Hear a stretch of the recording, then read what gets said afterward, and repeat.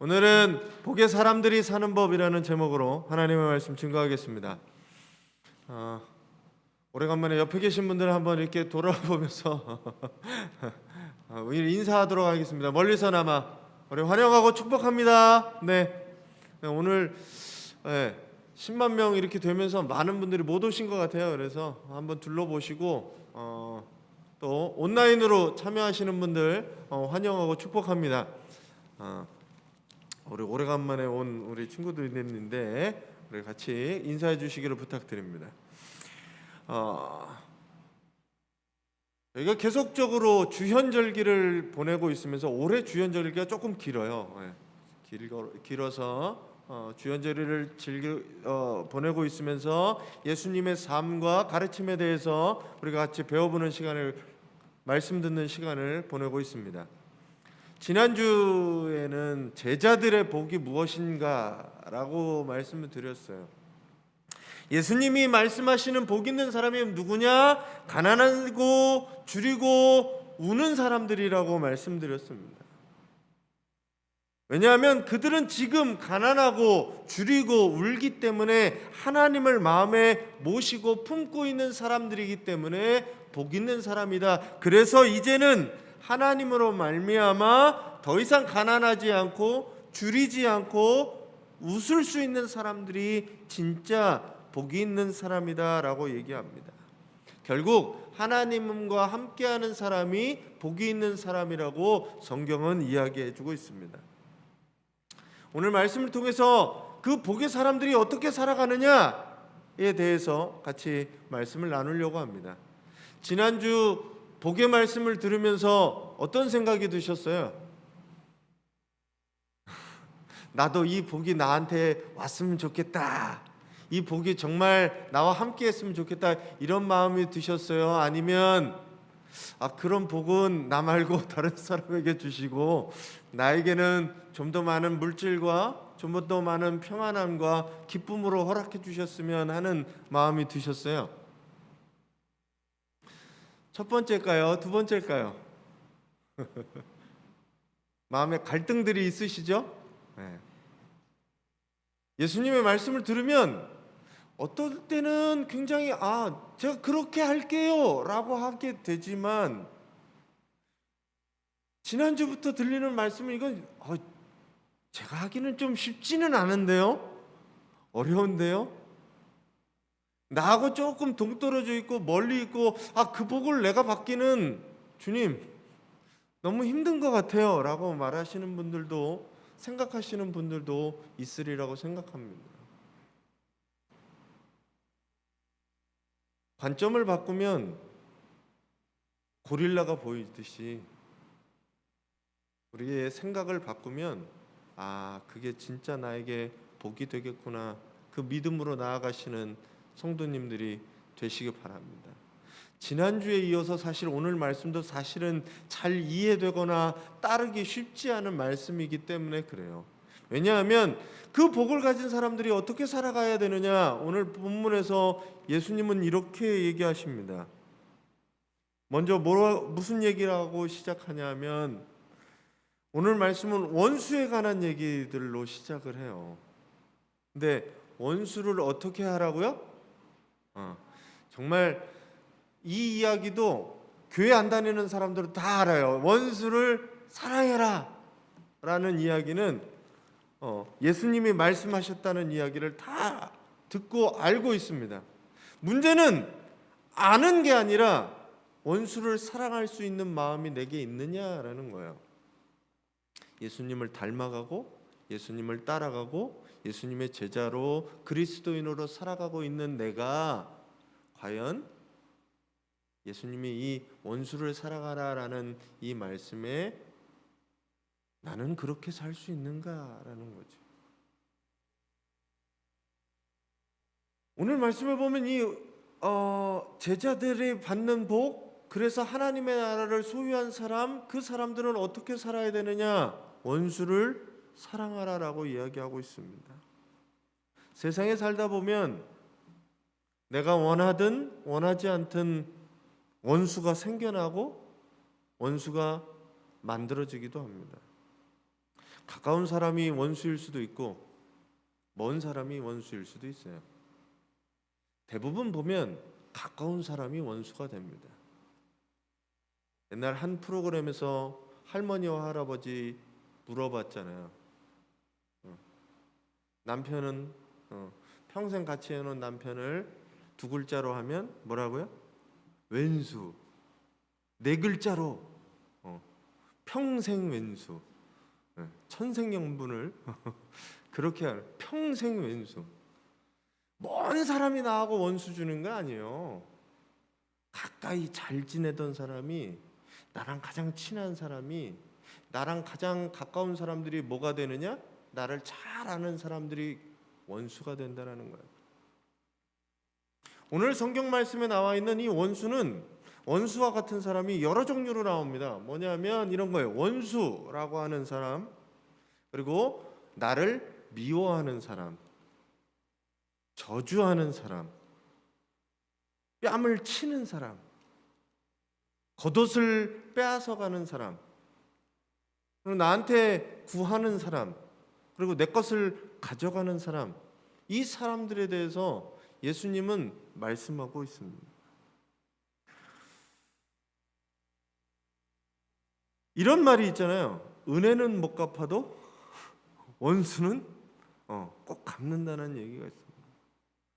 그래서 드라마의 한 부분을 차지하는 게 사랑 스토리, 이 러브 스토리의 이야기가 한 편이라고 하면, 반대편 한 편의 이야기는 뭐냐면 원수를 만나서 그에게 복수하는 이야기. 옛날에 이렇게 점 찍고 나오잖아요. 점 찍고 다 부셔버릴 거야. 요즘 드라마도 그런 것 같아요. 복수의 이야기가 인간사의 사랑 이야기와 더불어 이 복수 이야기가 한 방면을 차지한다는 겁니다. 어떻게 보면 예수님의 이 이야기는 당연한 거예요. 사랑하는 사람이 있는가 하면 사랑하지 못하는 반대편에 있는 사람이 이 원수에 대한 얘기이기 때문이에요. 당시 예수님 당시의 서기관들의 가르침은 어땠냐 하면 이렇게 가르치고 있었습니다. 뭐냐면 마태복음 5장 43절에 이렇게 얘기해요. 또 내 이웃을 사랑하고 내 원수를 미워하라. 하였다는 것을 너희가 들었으나 라고 예수님이 얘기하시거든요. 그러면 예수님 당시의 서기관들이 어떻게 가르쳤냐 하면, 네가 사랑하는 사람들은 사랑하고 너를 미워하는 사람들은, 원수는 미워하는 게 맞다라는 거예요. 말씀에서도 그렇게 나온 겁니다. 왜? 나를 사랑하는 사람들은 내가 사랑할 수 있고 미워하는 사람들은 미워하는 게 당연한 이야기 같아요. 그런데 오늘 예수님은 다른 관점으로 말씀하고 계십니다. 뭐라고 얘기하냐면 원수를 어떻게 하라고요? 사랑해 주라고. 나를 미워하는 자는 선대하라는 겁니다. 잘해 주라는 얘기예요. 저주하는 사람은 도리어 나도 저주하는 게 아니라 축복하라. 내 오른뺨을 친 사람에게는 다른 뺨도 대라는 얘기예요. 겉옷을 빼앗아 가는 사람 속옷도 주라고 얘기합니다. 달라고 얘기하는 사람에게 주고 가져간 사람에게 다시 돌려달라고 얘기하지 말라는 거예요. 이 이야기가 쉽지 않은 이야기입니다. 세상의 관점에서 보면 원수는 미워하고 미워하는 자에게 잘 대해줄 수가 없는 거죠. 저주하는 사람에게 나도 똑같이 저주하고 오히려 갑절 10배는 저주해야 속이 시원한 그런 게 우리들이라는 거예요. 나를 욕하는 사람에게 나도 욕을 해주고 나에게 피해를 입힌 사람에게 더 많은 피해를 입히도록 하는 게 우리의 마음이라는 거죠. 사람들이 갖고 있는 마음이라는 거죠. 그런 마음에 예수님은 다르게 이야기하시는 겁니다. 보통 사람들은 이 사랑하는 것의 출발이 어디냐? 다른 사람들이 나를 어떻게 받아들이고 행동했느냐에 따라 그에 대한 반응이라는 거예요. 어떻게 하냐면 나를 사랑해 주면 나도 사랑해 주고, 나를 미워하면 나도 미워하는, 그 사람이 나에게 어떻게 했는지 먼저 다른 사람의 반응에 내가 반응한다라는 거죠. 근데 오늘 이 이야기의 핵심은 사실 저는 이렇게 생각합니다. 예수님에 따르는 사람들, 예수님의 제자가 된 너희들은 어떻게 해야 되느냐? 하늘의 복을 받은 너희들은 어떻게 해야 되느냐? 다른 사람의 행동하고는 상관없이 내가 먼저 사랑을 시작하고 사랑을 반응해야 한다는 거예요. 다른 사람이 나를 미워하든 저주하든 뺨을 치든 그런 거와 상관없이 나는 뭐를 해야 되느냐? 사랑을 시작하면 되는 거예요. 다른 사람의 반응에 내가 사랑으로 반응하는 게 아니라 사랑으로 먼저 반응한다라는 거예요. 그 사람의 행동에 의해서 내 행동을 좌지우지하는 게 아니라 내 행동을 먼저 설정해 놓고 하라는 얘기입니다. 하나님께서 우리에게 먼저 사랑을 베푸신 것처럼 내가 무엇을 했기 때문에 하나님이 나를 사랑해 준 게 아니라, 아이가 태어났는데 그 아이가 나에게 뭘 해줘서 내가 그 아이를 사랑하는 게 아니라 그 아이의 존재만으로 사랑이 되는 것처럼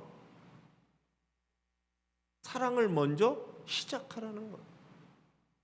하나님이 우리에게 사랑을 먼저 시작하셨다라고 하는 게 일명 선행은총이라고 얘기하는 겁니다. 먼저 베푸신 은혜예요.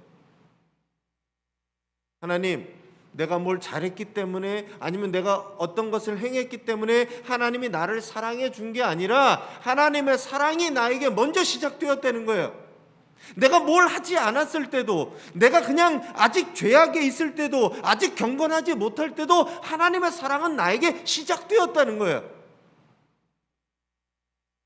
그게 바로 먼저 베풀어 주신 은혜라는 겁니다. 내가 사랑을 시작한 게 아니라 누가 사랑을 시작하셨어요? 그분이 사랑을 시작하신 거예요. 하나님이 먼저 우리를 사랑해 주셔서 그 사랑의 시작으로 말미암아 나는 반응할 뿐이라는 거예요. 그래서 그 하나님의 사랑을 본받아 우리도 어떻게 시작해야 되느냐? 누가? 내가 주체가 되어 내가 먼저 사랑을 해야 된다는 거예요. 저 사람이 나한테 어떻게 반응을 하든지 말든지 그건 중요하지 않아요. 나는 하나님께 사랑을 받은 사람으로서 그냥 내가 할 도리는, 내가 할 행동은 그냥 사랑을 베풀어 주는 겁니다.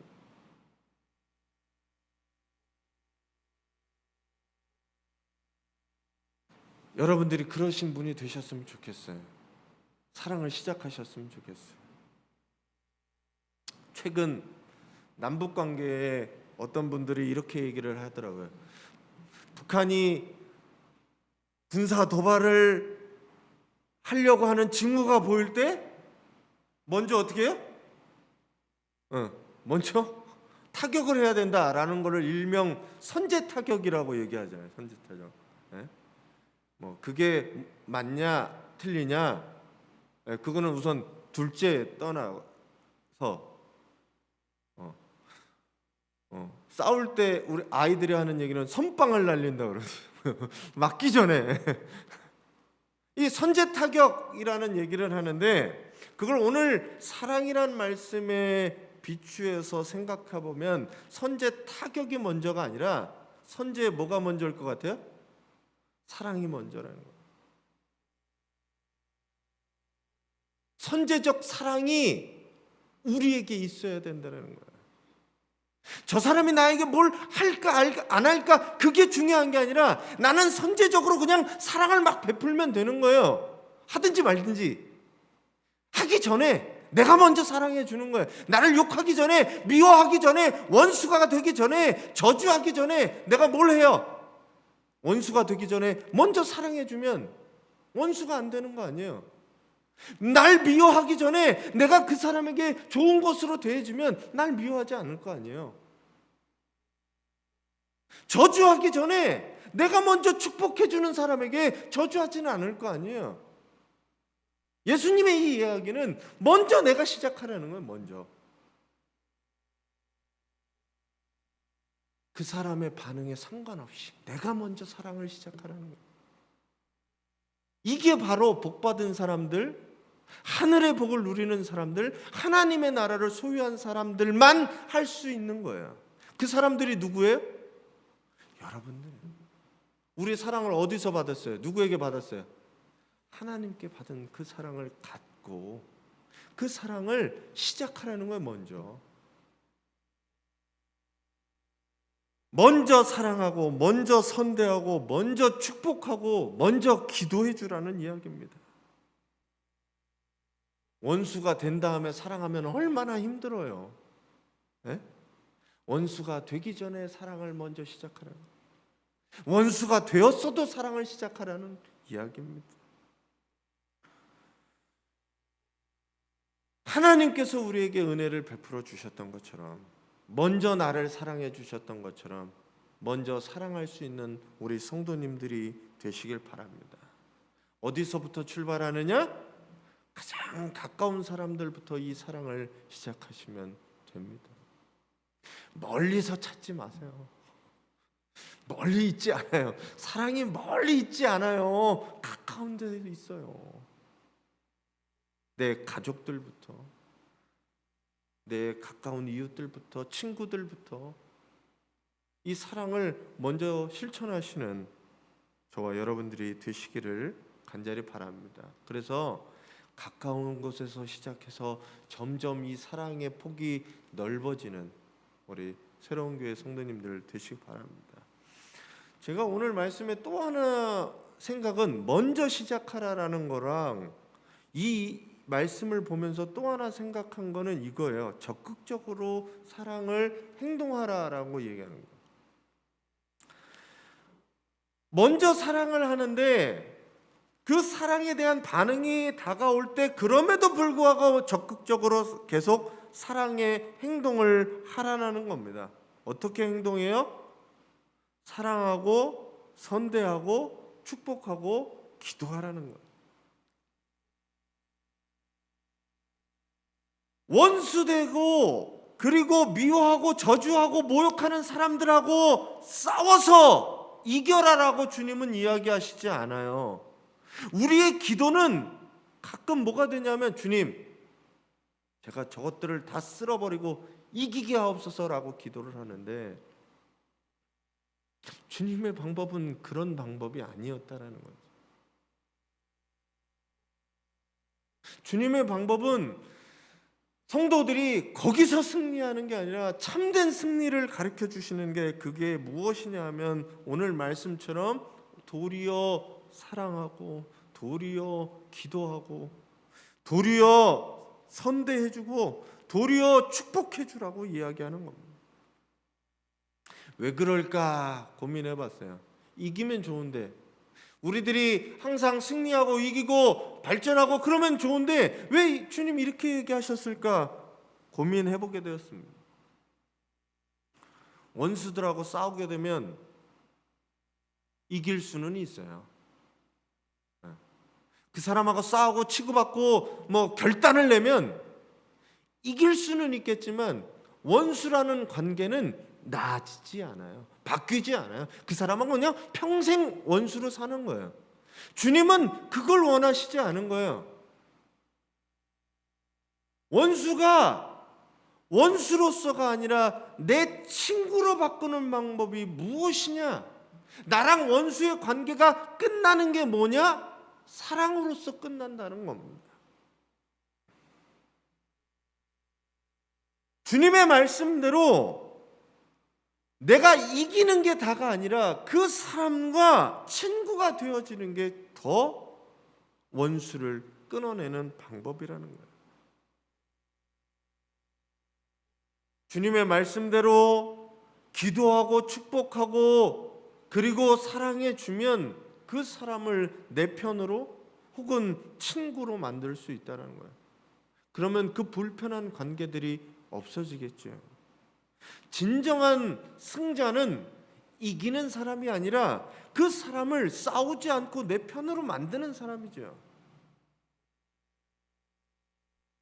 싸우지 않아도 될 것을 굳이 싸워서 이기는 게 중요한 게 아니라 싸우지 않는 게 중요하고, 싸우지 않는 것보다 같이 친구가 되어 있는 게 훨씬 더 좋은 거라는 거죠. 그렇게 보면 오늘 주님의 말씀은 참 진리와 더불어입니다. 남북 간의 관계도 마찬가지잖아요. 우리가 서로 긴장하면서 비용이 어마어마하게 들어갑니다. 막대한 비용이 들어가요. 그것도 사람 죽이는 일에. 서로 신뢰하고 하면 그 많은 것들을 좋은 방법으로 돌릴 수 있다는 거죠. 북한하고 계속 원수가 되어 사는 것이 다가 아니라 서로 친구가 되고 교류하고 서로 한민족이 할 수 있다면 그게 더 좋은 거 아니겠습니까?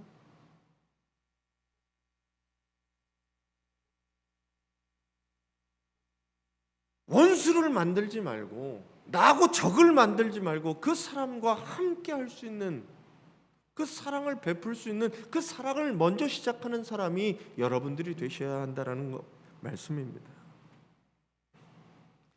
그 다음 얘기도 마찬가지잖아요.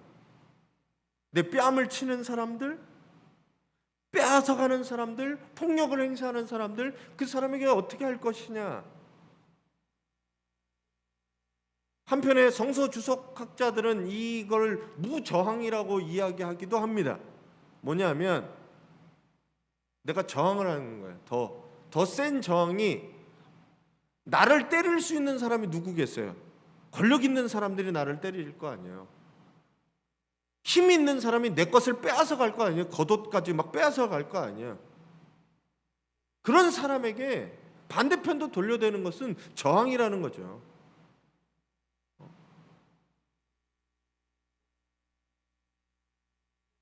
겉옷도 빼앗고 속옷도 빼앗아 가려는 거 차라리 미리 줘버리라는 거예요. 이게 엄청난 저항이라는 겁니다. 근데 저는 그거보다는 오히려 적극적으로 사랑을 실천하라는 얘기를 저는 여기서 주님이 말씀하시는 것 같아요. 사랑은 그래서 뭐냐? 참아주고 내어주고 필요한 것들을 채워주는 게 사랑이다라고, 그것을 제자들은 해야 된다라고 말씀하고 있다는 겁니다. 적극적인 사랑의 행동, 그것이 우리가 해야 될 일이라고 이야기하는 겁니다. 우리에게 사랑을 안 할지라도, 우리에게 손해를 입히더라도 우리는 포기하지 말고 사랑을 해야 된다는 말씀입니다. 적극적으로 사랑을 행동하시는 저와 여러분들이 되시기 바랍니다. 그래서 다음 절에는 이렇게 나오죠. 일명 황금률이라고 얘기하는 게 이 말씀입니다. 같이 한번 읽어주세요. 네. 남에게 대접하고자 하는 대로, 대접을 받고자 하는 대로 남을 대접하라는 얘기는 먼저 대접하라는 거잖아요. 내가 대접받기 위해서 먼저 대접하라. 그리고 먼저 대접이라는 행동을 하라라는 거잖아요. 이게 단순히 내가 대접받기 위해서 먼저 하라는 게 아니라 여기에 사랑이라는, 이 대접 대신 사랑이라는 단어를 넣어야 된다라고 저는 생각해요. 앞에 문맥을 쭉 살펴보면 남에게 사랑을 받고자 하는 대로 너희가 먼저 남을 적극적으로 사랑해라 라고 하는 말씀이 오늘 이 황금률에 하시는 말씀이라는 거죠.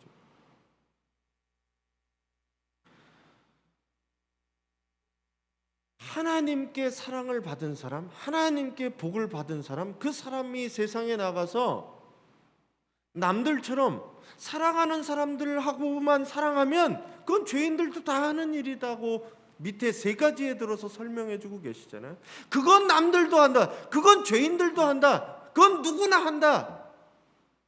하늘의 복을 받고 예수를 따르는 사람들은 그렇게 사는 게 다가 아니라 그거보다 한 걸음 더 나아가 원수도 사랑하고 그 사랑을 먼저 실천하고 사랑을 행동할 수 있는 사람들이 여러분이라는 겁니다.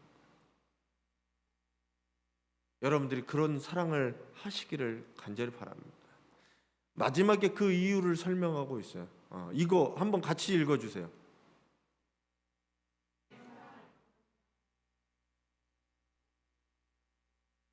네, 이 말씀도 쉽지 않게 들리는 거 저도 압니다.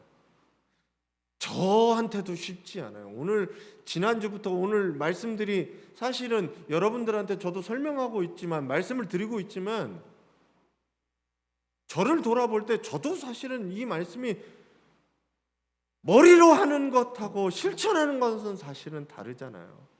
어려워요. 그럼에도 불구하고 말씀드리는 거는 주님이 말씀하시니까 말씀드리는 거예요. 내가 사랑받고 싶으면 내가 먼저 사랑을 적극적으로 해야 돼. 그 이유에 대해서 그 뒤에 나오고 있습니다. 뭐냐면 그래야 하나님의 자녀라고 얘기해요. 자녀는 부모의 성품과 모습과 행동과 생각과 모든 것을 닮기 마련입니다. 우리가 하나님의 자녀라고 할 때, 하나님의 형상을 입은 사람이라고 할 때, 또 이 사랑을 우리 인간사에 절대적으로 필요한 것이라고 생각할 때 하나님의 사랑이시라고 한다면 우리도 그 사랑을 닮은 사람이라는 거죠. 하나님을 사랑을 통해서 알 수 있는 것처럼 우리도 해야 할 일은 여전히 사랑하며 살아가야 한다라는 겁니다. 그래서 그리스도인들은 어떻게 살아가야 되느냐? 사랑하면서 살아가야 돼요. 오늘 말씀에는 이렇게 얘기하고 있어요. 마지막 36절에 너희 아버지의 자비로우심 같이 너희도 자비로운 사람이 되라.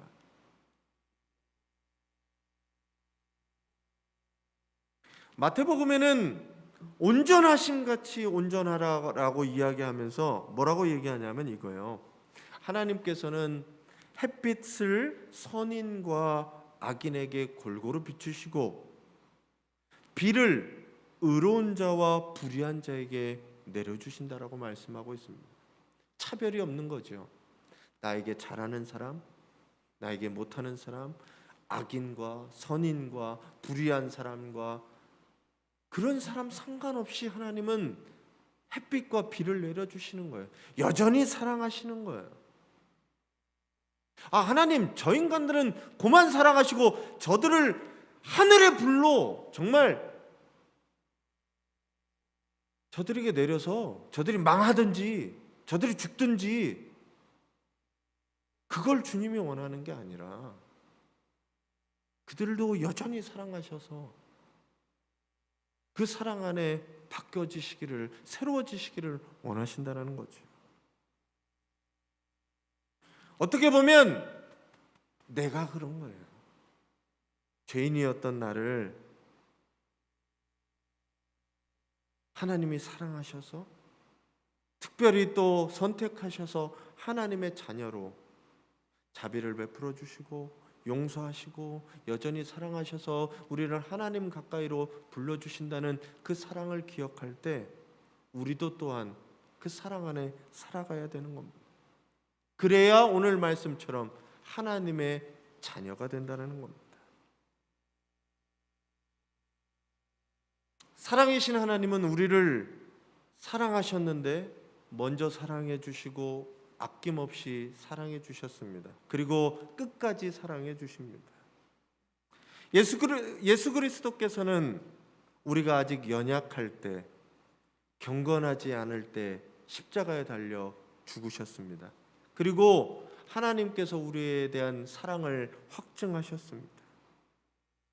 하나님께서는 우리가 아직 하나님과 원수 되었을 때 독생자를 보내주셨어요. 먼저 사랑을 보여주셨습니다. 그리고 원수가 된 우리를 하나님과 화목하게 하시고 독생자의 부활로 말미암아 우리에게 새로운 생명을 허락하셨습니다. 사랑하는 우리 성도 여러분, 여러분들은 하나님의 자녀입니다. 믿으세요? 하나님의 자녀가 복임을 믿으세요? 하나님의 자녀로서 하나님의 성품을 받아 하나님의 사랑을 마음에 품고 먼저 사랑하는 우리 성도님들이 되시기를 바랍니다. 그리고 그를 위해 선대하고 축복하고 기도하며 살아가시는 하나님의 은혜와 자비와 사랑을 먼저 베풀며 시작하며 행동하며 살아가시는 우리 성도님들이 되시기를 간절히 축원합니다.